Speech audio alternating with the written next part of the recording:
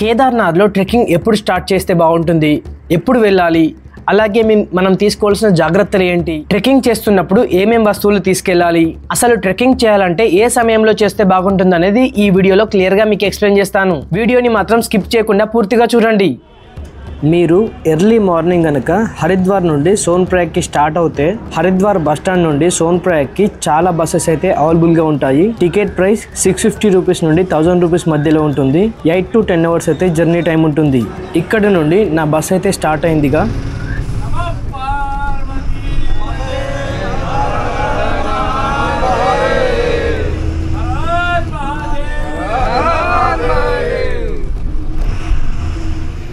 Video క్లియర్గా వినండి. నేనైతే ఎర్లీ మార్నింగ్ 4 o'clock అయితే స్టార్ట్ అయ్యాను.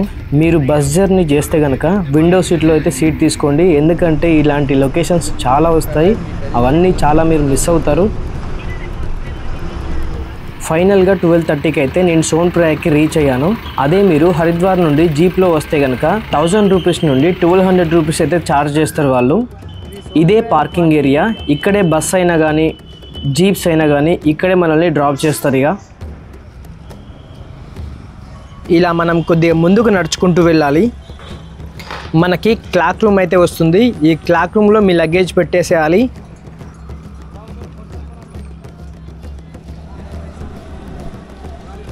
ఇక్కడ మీకు చాలా క్లాక్ రూమ్స్ కనిపిస్తాయి, అలాగే డార్మెటరీస్ కూడా ఉన్నాయి. మీరు ఇక్కడ మీ లగేజ్ని ఇక్కడ పెట్టుకొని మీరు వెళ్ళొచ్చు. ఇక్కడ క్లాక్ రూమ్లో మనం లగేజ్ పెట్టాము. 48 అవర్స్కి 100 రూపీస్.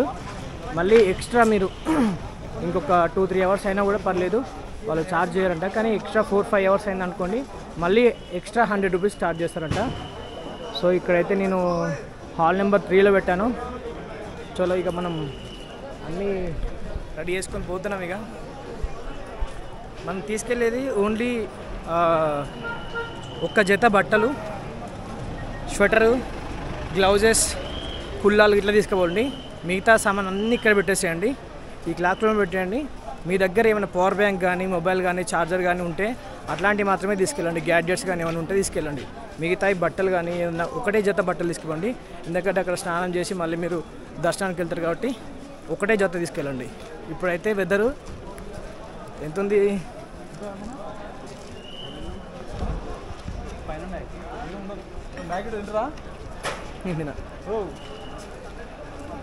24 ఉంది.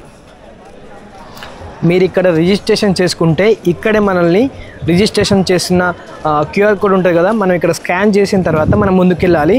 కానీ ఇప్పుడైతే ఎలాంటి రిజిస్ట్రేషన్ కానీ క్యూఆర్ కోడ్లు కానీ అడగట్లేదు.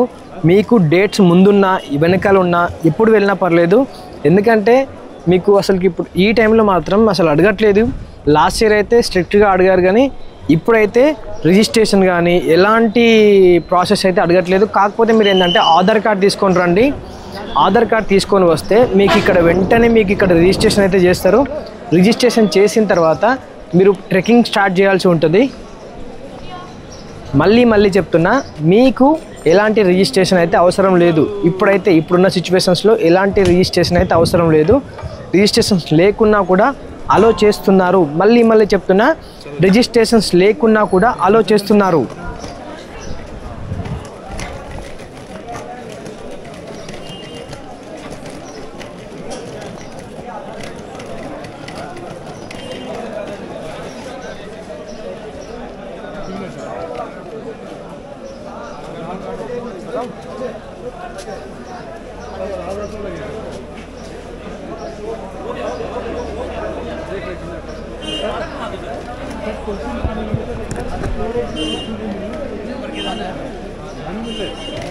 उन्होंने क्या पहला आप नहीं करा आधार नंबर से पाएगा हो गया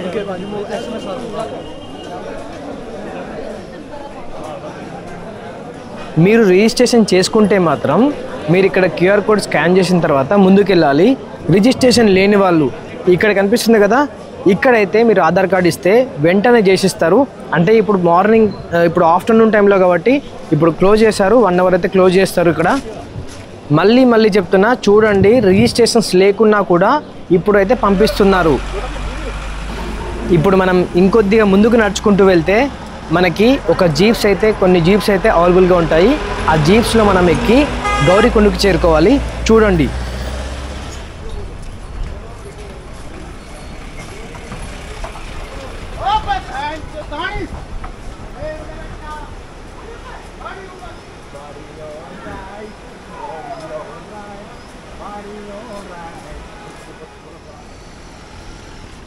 ఇక్కడ జీప్స్లోనే మనల్ని గౌరీకొండ వరకు తీసుకెళ్తారు. ఒక్కరికి 50 రూపీస్ అయితే తీసుకుంటారు.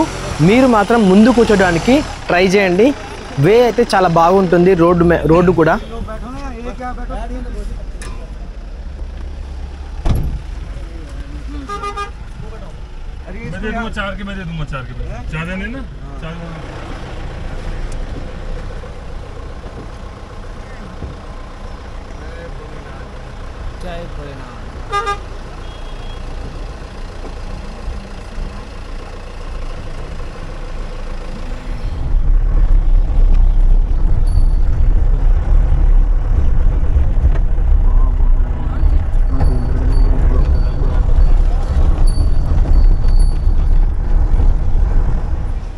ఇదిగోండి ఇక్కడైతే మనల్ని డ్రాప్ చేస్తారు.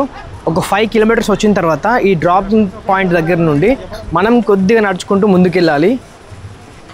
ఇక్కడ చాలా షాప్స్ అయితే ఉంటాయి. రెయిన్ కోట్ కానీ, గ్లౌజెస్ కానీ, పుల్లాలు కానీ మీరు తీసుకుంటే ఇక్కడే తీసుకోండి.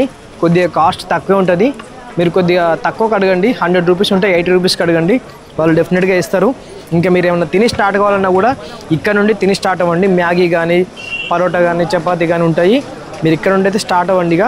కొద్దిగా ముందుకు వెళ్తే మనకి ఆర్చి వస్తుంది. ఆ ఆర్చి నుండి మనం కేదార్నాథ్కి 16 కిలోమీటర్స్ ట్రెక్కింగ్ అయితే ఉంటుంది.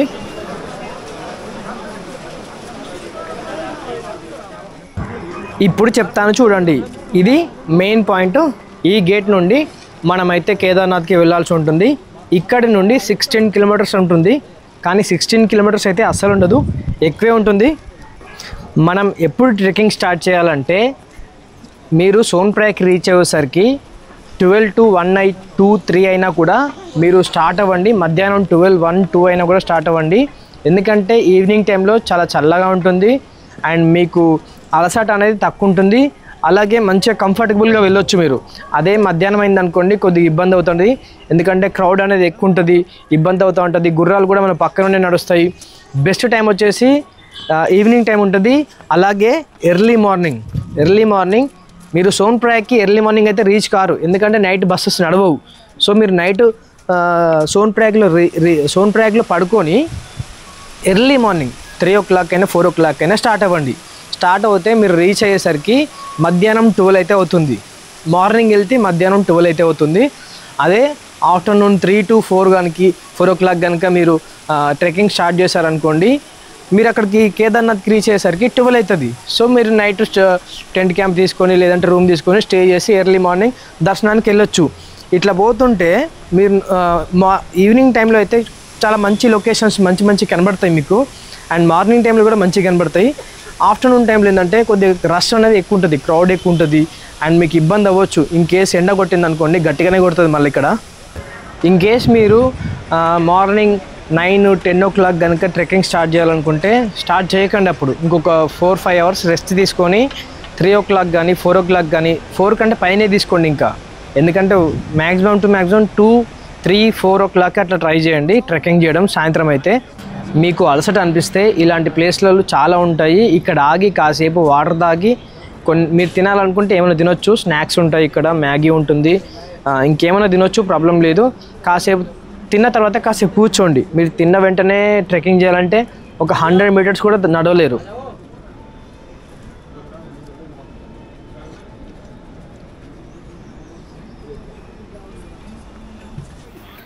మీరు తిన్నాక కాసేపు అలా కూర్చొని ఇంకా స్టార్ట్ అవ్వండి.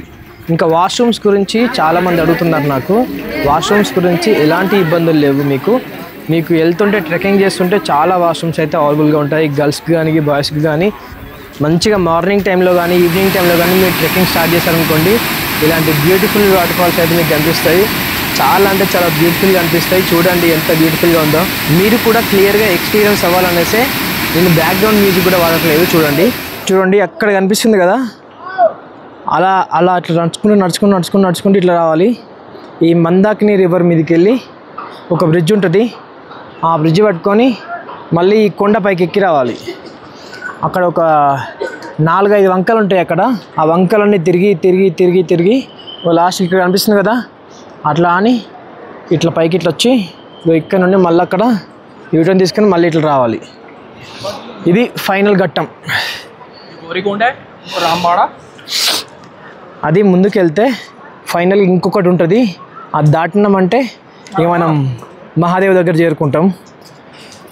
ఇక్కడ మీరు కేదార్నాథ్లో స్నో చూడాలంటే ఇక్కడ పోతుంటే ట్రెక్కింగ్ చేస్తుంటే దాదాపు దగ్గరికి వచ్చిన తర్వాత ఇక్కడ చూడవచ్చు స్నో.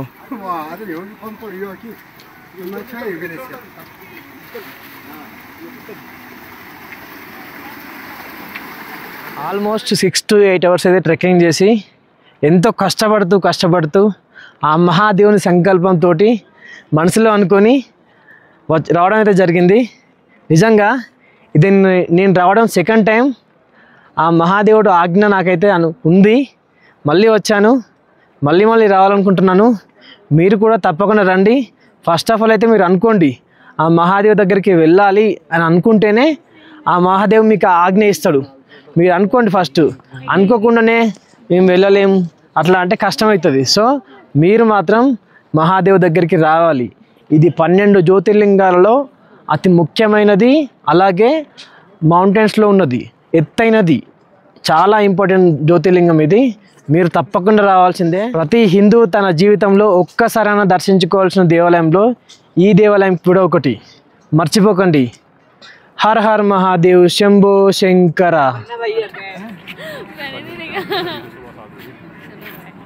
उनको पता ही नहीं लगा, वो निकाल दिया, वो देख रहे थे, इधर बैठ गए, उनको हवा ही नहीं लगी.